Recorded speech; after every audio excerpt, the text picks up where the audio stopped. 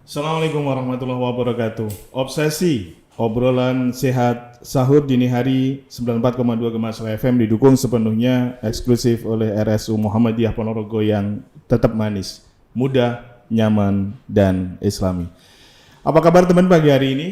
Seperti biasa, kita akan menemani sahur Anda. Jadi di bulan Ramadan kita akan menemani sahur Anda di program Obsesi ini. Dan kita berharap Anda bisa stay tune di setiap jam-jam seperti ini untuk bisa menikmati informasi-informasi seputar kesehatan.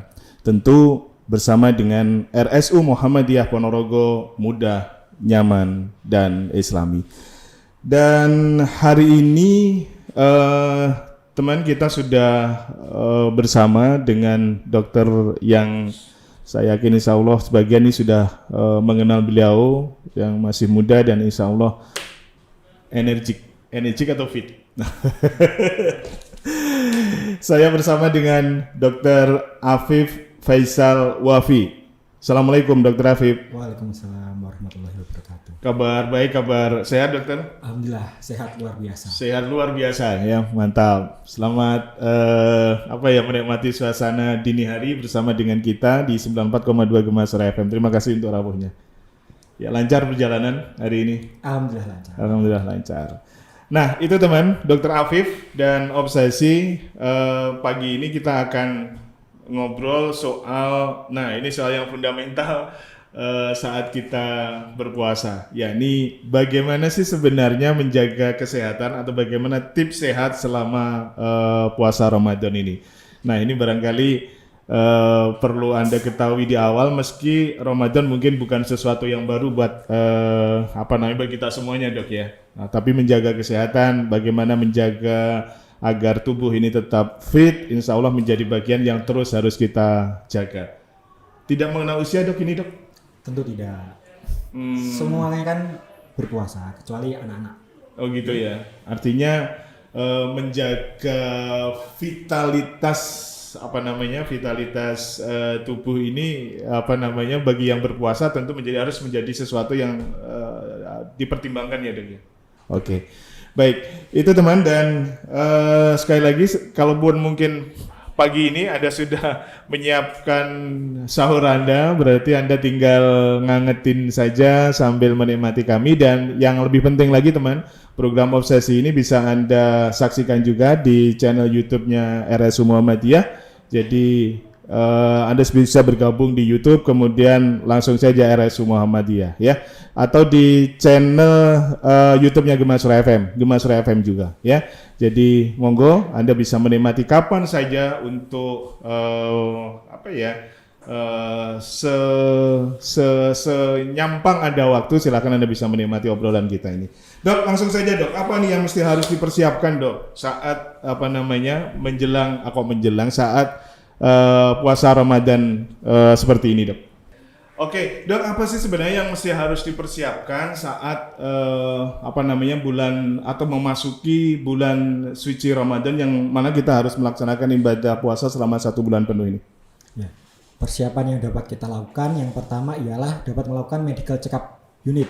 Medical check-up ini untuk mengetahui bagaimana kesehatan kita selama 1 bulan terakhir. Lalu medical check-up ini berupa apa aja? Yang pertama bisa melakukan pemeriksaan gula darah, bisa melakukan pemeriksaan kolesterol, bisa melakukan pemeriksaan fungsi ginjal maupun fungsi hati. Dengan melakukan pemeriksaan ini, maka kita akan mendeteksi sedini mungkin apakah ada indikator yang tidak normal dan harus diperbaiki. Apabila ada indikator yang tidak normal, tentu akan berpengaruh ke saat kita menjalankan ibadah puasa. Contohnya pemeriksaan gula darah pada pasien-pasien yang mengalami diabetes mellitus, tentu harus dikontrol ini kadar gula darahnya. Apabila terlalu rendah ataupun terlalu tinggi, maka akan mengganggu jalannya ibadah puasanya nanti. Bahkan akan membahayakan ibadah puasanya. Maka perlu dilakukan pemeriksaan teratur, pemeriksaan sebelumnya, sehingga apabila ada yang normal dapat dikonsultasikan ke dokter. Ya, dok, ini yang tidak memiliki apa namanya itu, kalau memiliki potensi penyakit, atau bagi masyarakat juga perlu medical check up ini? Medical check up bisa dilakukan siapa aja. Oke. Kan mendeteksi sedini mungkin lebih baik. Jadi mencegah lebih baik daripada mengobati. Oke. Ya. Kalau misal terdeteksi lebih awal, lalu terapi yang akan dilakukan lebih minimal intinya gitu. Ya, Dokter Afif, ada sebagian masyarakat yang takut medical check up, Dok. Wah, ini mau puasa harus medical check up. Nah, seperti apa ini? Boleh nggak ditakut medical check up? Termasuk saya tuh yang paling takut medical check up. Gimana? Sebenarnya nggak usah takut ya. Siap. Intinya kan pedomannya lebih baik mencegah daripada mengobati. Iya. Daripada nanti udah ternyata memiliki diabetes melitus, udah kadar gulanya terlalu tinggi, terus nanti tiba-tiba puasa, kadar gula darahnya misal drop atau misal terjadi gangguan sampai pingsan, lah itu kan malah berbahaya bagi tubuh. Mending melakukan medical check up sedini mungkin. Ya mohon maaf nih, kalau medical check up itu boleh nggak? Kan sekarang banyak nih alat-alat yang dijual di luar, atau seperti apa sebenarnya? Meski saya yakin RSU Muhammadiyah sebenarnya sudah sangat memadai dan bisa juga untuk dilakukan medical check up. Tapi di masyarakat kan banyak nih, ada yang sudah punya ini, punya itu, punya yang apa namanya tekanan darah, punya yang glukosa dan sebagainya. Itu seperti apa sih posisinya, Dok, sebenarnya, Dok? Sebenarnya boleh pakai yang kayak gitu? Boleh memakai alat cek lab sederhana, misal kadar gula darah, boleh, misal ya, asam urat, misal kolesterol yang dimiliki pribadi ataupun dibeli di luar yang itu dijual bebas itu ya. Iya, betul. Kan dengan itu kita dapat mengetahui sedini mungkin apabila ada gangguan ataupun hasil yang tidak normal. Ya. Selain medical check up ini, Dokter Afif, nah apa ini yang sebaiknya dilakukan apa namanya supaya Ramadan kita bisa fit lah gitu? Itu apa ini yang harus dilakukan selain medical check, sebelum medical check up lah gitu? Yang kedua bisa dilakukan ini kebiasaan berpuasa sunnah sebelum ini ibadah puasa Ramadan. Oh gitu ya. Otomatis kalau sudah otomatis kalau sebelumnya sudah terlatih puasa sunnah, otomatis akan mudah beradaptasi ketika puasa Ramadan. Oh gitu ya. Selain itu barangkali pola-pola seperti apa sih sebenarnya, Dok, selama bulan suci Ramadan? Maksud saya gini, lifestyle lah gitu selama puasa, apakah harus saya tidak boleh bekerja nih, nggak harus bekerja nih, atau saya harus banyak istirahat, dalam tanda petik mohon maaf banyak tidur. Nah, atau seperti apa, Dok, supaya tubuh kita bisa tetap fit selama bulan Ramadan ini, Dok? Jadi puasa tidak menghalangi kita untuk beraktivitas sehari-hari. Jadi tetap beraktivitas normal pada umumnya. Akan tetapi jangan melewatkan waktu sahur terutama dan waktu berbuka puasa. Karena waktu sahur ini merupakan waktu kita untuk mendapatkan energi, menyebabkan asupan nutrisi maupun asupan cairan yang digunakan dalam tubuh untuk nanti beraktivitas dalam suatu harinya. Apabila kita terlewat waktu sahurnya, otomatis nanti akan mengganggu aktivitasnya dalam suatu hari tersebut. Jadi puasanya akan tidak lancar. Nutrisi atau apa sih sebaiknya yang dikonsumsi, Dok, saat sahur seperti pagi ini, Dok? Konsumsi ini komponen makanannya. Kita masih di awal ini, Dok. Mau di awal nanti barangkali ini saya harus nyiapin apa seperti yang disampaikan Dokter Afif nih. Nah, gitu ya. Komponen makanannya tentu makanan yang bergizi. Ada komponen karbohidratnya, ada komponen proteinnya, ada komponen seratnya maupun komponen buahnya. Jadi makanannya harus lengkap nih kandungannya.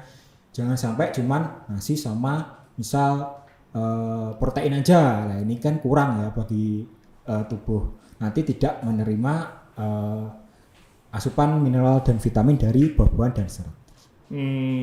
Harus komplit kayak gitu, Dok. Iya. Untuk menjaga keseimbangan dan kebugaran tubuh, lebih baik makannya komponennya gizi yang ya, dalam kondisi normal itu, Dok, ya. Jadi maksudnya dalam kondisi supaya benar-benar fit itu harus normal begitu, Dok. Kalau minimalnya, Dok, kalau normal nggak bisa dicapai nih, seperti pagi ini katakanlah, mungkin timnya Kevin ini nggak nyiapin apa-apa nih ke kita ini pagi ini. Nah, ini gimana ini? Ya minimal ada karbohidratnya tentu ya sebagai sumber energi. Lalu ada proteinnya, bisa protein baik nabati maupun hewani, lalu juga dari sayur-sayuran. Itu aja. Insya Allah sudah itu ya, Dok, ya? Iya. Secara fikih kita dianjurkan untuk mengakhirkan sahur, Dok. Dari sisi kesehatan seperti apa? Apa sebenarnya yang bisa kita dapatkan dari manfaat mengakhirkan sahur? Mengakhirkan sahur. Makan sahur maksud saya. Oh, makan sahur. Iya. Iya. Gimana? Dari sisi medis maksud saya. Jadi sahurnya itu mepet-mepet imsak. Nah, gitu. Kalau kita makan terlalu jauh, misal jam 2 pagi nih sahur. Padahal nanti imsaknya masih jam 4 gitu ya. Nanti kan jeda kita sudah dicerna makanannya kan terlalu jauh ya. Otomatis nanti potensi buat laparnya akan lebih cepat. Nah, itu. Oh gitu ya. Lebih baik memang di akhir mepet-mepet di akhir. Mepet aja supaya tetap bisa bertahan. Iya, Dok, ada juga yang bilang jangan minum teh, Dok. Seperlapar nanti katanya. Bener nggak itu? Teh itu emang mengganggu absorpsi dari pencernaan ya. Tapi senyampang tidak dikonsumsinya jumlah banyak sebenarnya nggak apa-apa. Mana saja. Aman ya. aja. Jadi dari satu poin ini teman, jadi mestinya Anda belum menikmati sahur lah di jam-jam seperti ini ya. Nanti setelah akhir nanti saya ingatkan lagi supaya Anda bisa menikmati sahur supaya potensi tubuh kita tetap fit selama Ramadan ini bisa kita dapatkan. Nah, Dok, biasanya kalau di awal-awal puasa, saya nggak ngerti nih, apakah yang lain juga kayak gitu atau hanya saya saja nih? Biasanya agak lemes, mohon maaf. Kadang-kadang kalau siang juga agak pusing. Nah, masih ada satu lagi sebenarnya. Kalau agak siang lagi, mesti ngantuk. Apa yang terjadi, Dok? Apakah bisa dilihat dari sisi medis ini? Ya, jadi gini, adaptasi saat kita berpuasa ya, kan di Indonesia kita berpuasa kurang lebih 12 sampai 14 jam tergantung wilayahnya masing-masing. Ya, rata-rata lah seperti itu ya, Dok ya. Saat kita berpuasa, maka sumber energi kita ini didapatkan dari mana? Dari makanan yang kita konsumsi, terutama dari karbohidrat. Karbohidrat ini akan mengandung yang namanya glukosa yang akan menjadi sumber energi bagi tubuh. Nah, kalau sudah glukosanya habis, maka akan mengambil sumber energi dari mana? Maka akan mengambil sumber energi dari glikogen. Glikogen ini disimpannya di dalam hati dan di dalam otot. Apabila glikogen ini juga sudah habis, yang disimpan dalam hati dan otot, maka tubuh ini akan mengambil cadangan energi dari mana? Yang ketiga ialah dari lemak. Dari lemak yang akan di dalam tubuh itu akan dijadikan sumber energi baru oleh tubuh. Maka pada pasien-pasien yang mengalami obesitas, orang-orang mengalami obesitas, kadang waktu puasa malah berat badannya turun. Nah, itu salah satu manfaatnya dari berpuasa. Lalu seiring berjalannya waktu pasti tubuh nanti akan beradaptasi itu tadi, mengambil sumber energi mulai dari glukosa, glikogen, lalu dari cadangan lemak yang kita miliki itu tadi. Tapi itu kok bisa menimbulkan lemas, ngapain ya, Dok ya? Kadang-kadang juga pusing nih. Ya. Kalau misal lemas itu mungkin waktu sahurnya ini asupannya kurang mungkin juga bisa, atau aktivitasnya terlalu berlebih. Nah, itu juga bisa menimbulkan lemas, atau bahkan waktu siang hari ini malah beraktivitas tinggi, malah olahraga. Nah, itu malah gitu ya? hal yang salah. Nanti timbul berkeringat berlebih, asupan cairannya kurang, maka akan menimbulkan lemas. Nanti akan kita dalami lagi. Jadi bagaimana sih siang-siang hari kita saat kita menjalankan ibadah puasa?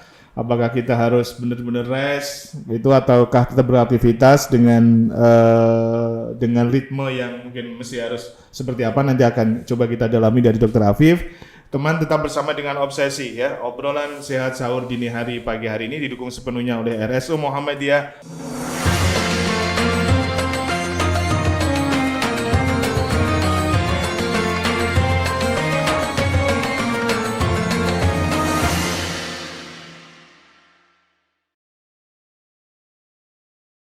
Lanjut obsesi teman, kita masih bersama dengan Dr. Afif di sesi yang kedua pagi hari ini dan terima kasih Anda masih tetap bersama dengan kita di obrolan sehat sahur dini hari didukung sepenuhnya oleh RSU Muhammadiyah Mudah, Nyaman, dan Islami. Ya baru seteguk air lah yang kita minum ya pagi ini dok ya, karena sesuai dengan apa yang disampaikan Dr. Afif di akhir-akhir aja lah kita nanti menikmati setelah ini selesai karena ada waktu masih, insya Allah nanti kita akan menikmati sahur bersama pagi hari ini. Dok, bisa diperjelas lagi deh dok soal ini tadi. Kenapa sih sebenarnya tubuh kita, tadi dokter sudah cerita sebenarnya kan, karena tubuh kita karena tidak ada nutrisinya, jadi karbohidrat habis, kemudian ngambil lemak gitu ya dok ya. Nah sebenarnya apa sih yang menyebabkan, apakah karena itu sehingga menyebabkan tubuh kita lemas atau seperti apa? Jadi beberapa adaptasi tubuh saat kita berpuasa meliputi yang pertama yang tadi ya, saya mengambil cadangan sumber energi, cadangan dari tempat lain, misalnya hati, otot tadi, terus tadi cadangan lemak. Selanjutnya adaptasi tubuh saat berpuasa lainnya ialah yang pertama bisa kelenjar air ludah atau saliva ini memproduksinya lebih banyak agar mulut ini tidak kering saat berpuasa. Seperti itu. Lalu juga terjadi perubahan lain, asam lambung, produksi asam lambung akan menurun karena otomatis tidak ada asupan makanan yang dicerna oleh tubuh. Dan juga pergerakan dari usus ini juga akan melambat karena tidak ada makanan yang dicerna. Itu salah satu adaptasi tubuh ketika kita berpuasa. Iya. Dan itu akibatnya kalau secara kasat mata ya itu tadi dok ya, lemas mungkin, agak ngantuk. Nah seperti itu ya efeknya. Dok, kalau bagi mereka yang terdeteksi menderita sakit dok ya, katakanlah mungkin diabetes, kolesterol atau penyakit degeneratif sekarang lah itu, apakah konsumsi asupan makanannya juga sama nih dengan yang saat sahur ini dok, maksud saya sama nih dengan yang dipaparkan di sesi yang pertama tadi dok? Jadi kalau memiliki penyakit degeneratif kronis, penyakit degeneratif kronis itu meliputi apa? Bisa penyakit diabetes mellitus, penyakit hipertensi, bisa penyakit kronis misal ginjal. Nah, itu emang perlu penyesuaian komponen makanan. Nah, seperti penyakit diabetes mellitus ini perlu dikonsultasikan ke dokter juga. Oh, gitu ya. Bagaimana konsumsi obat yang diminum ini tadi selain sudah memenuhi komponen makanan yang sudah saya sebutkan tadi ya ada karbohidratnya, ada proteinnya, ada serat, ada buahnya. Selain sudah komponen makanannya tercukupi, juga perlu dikonsultasikan apabila memiliki gula yang terlalu tinggi atau gula yang terlalu rendah, apalagi meminum obat oral diabetes, itu harus dikonsultasikan ke dokter apakah perlu penyesuaian dosis atau tidak. Itu tergantung individu masing-masing. Jadi sebaiknya kalau memang bapak ibu mungkin yang ya sedang menderita lah begitu ya, penyakit degeneratif seperti itu, memang sebaiknya konsultasi ke dokter yang menangani ya. Jadi supaya asupan makanannya juga sesuai dengan kebutuhan tubuh. Nah sekarang kalau aktivitas dok. Nah ini aktivitas di siang hari saat puasa. Nyambung manfaat dulu aja ya. Manfaat. Iya. Oh gitu ya. Oke, sih nggak apa-apa sih. Nggak. Oke. Manfaat puasa. Oh manfaat puasa ya. Oke. Seperti apa sebenarnya?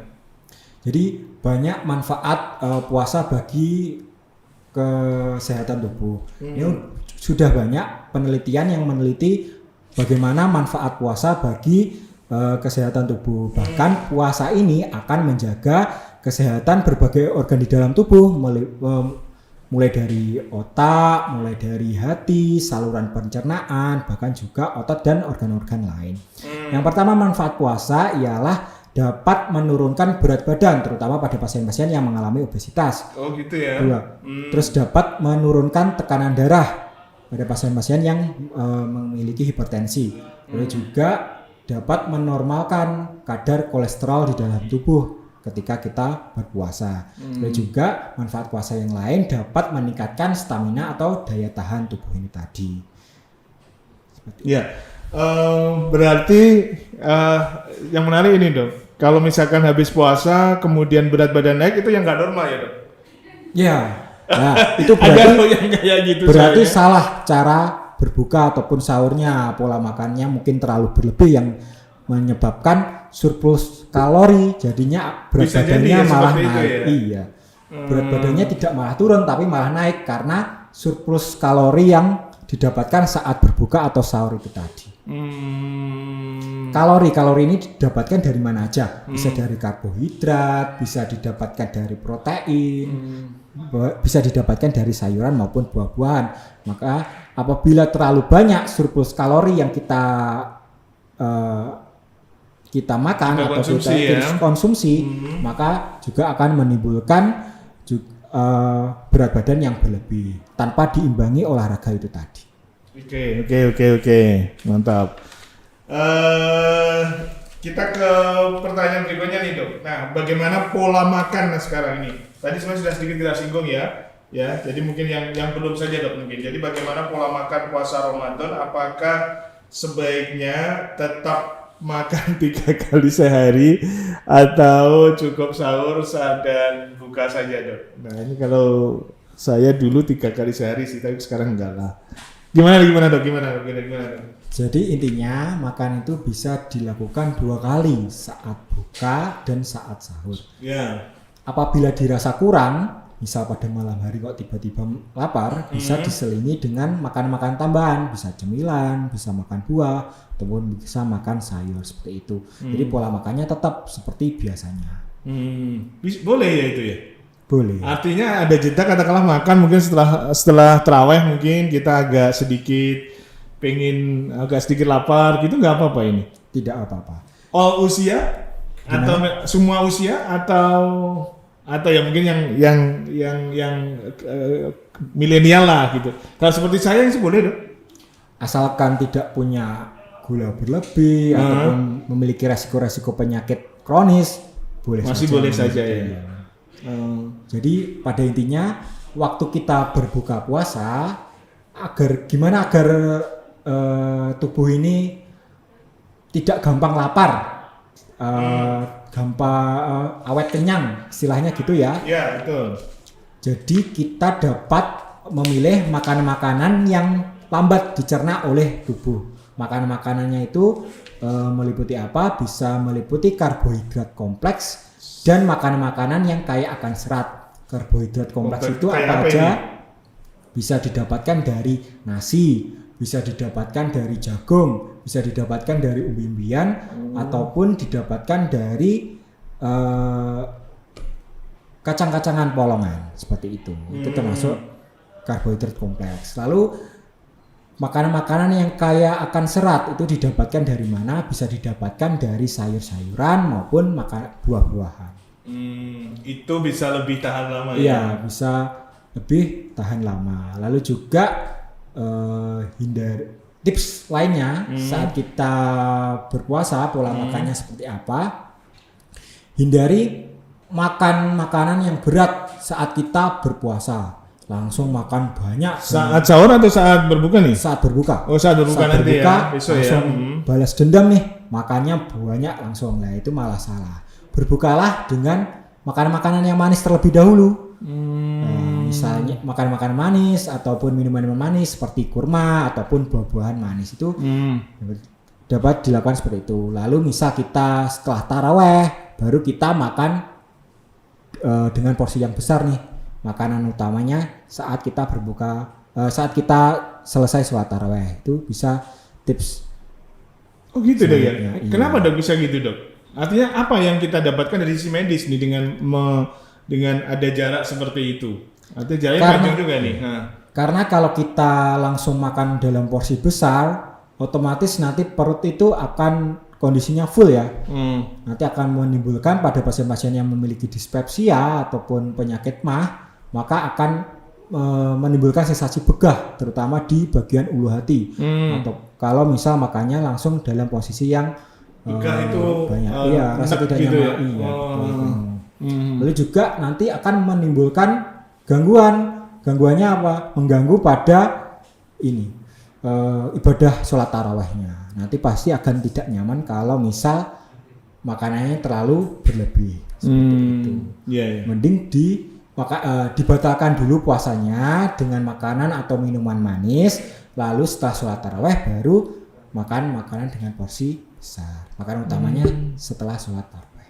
Jadi makanan utama katakanlah nasi dan sebagainya itu Iya, setelah sholat betul. tarawih gitu Iya, Dok ya? betul. Oh, gitu ya? Iya. Panjang banget itu ya? Atau bisa mungkin nggak apa-apa Gimana? pada waktu berbuka puasa. Mungkin porsinya bisa dibagi nih. Jadi nggak langsung full satu piring Yeah. penuh makanya. Bisa mungkin setengah porsi dulu saat berbuka puasa, lalu setelah sholat taraweh baru melanjutkan makan berbuka tadi. Oke. Biar perut ini nyaman, tidak langsung dimasuki makanan yang berlebih. Ya, itu teman pagi hari ini dan kayaknya sudah saatnya nih kita untuk sahur ini Dok pagi ini. Jadi sudah mendekati imsak. Jadi kita sebaiknya sudah menikmati sahur buat teman-teman yang saat ini sedang di rumah. Jadi silahkan segera akhiri sahur. Jangan lupa berdoa untuk melaksanakan ibadah puasa esok hari. Insya Allah Anda akan bisa menjalankan puasa. Seperti juga tips-tips yang disampaikan Dr. Afif pagi hari ini akan bisa menambah vitalitas Anda dalam berpuasa. Dok, masih ada beberapa pertanyaan Dok sebenarnya, tapi karena waktu, besok insya Allah masih bisa lagi ya. Insya Allah Pagi-pagi bisa. kita hadir Iya. ke Mas Ria FM untuk bersama-sama ngobrol soal kesehatan ini ya. Jadi insya Allah besok kita masih bersama dengan Dr. Afif. Teman, jadi silakan Anda terus mencermati obsesi obrolan sehat sahur dini hari yang tetap didukung sepenuhnya oleh Rumah Sakit Umum Muhammadiyah Mudah Nyaman Islami. Untuk pagi hari ini terima kasih. Assalamualaikum warahmatullahi wabarakatuh.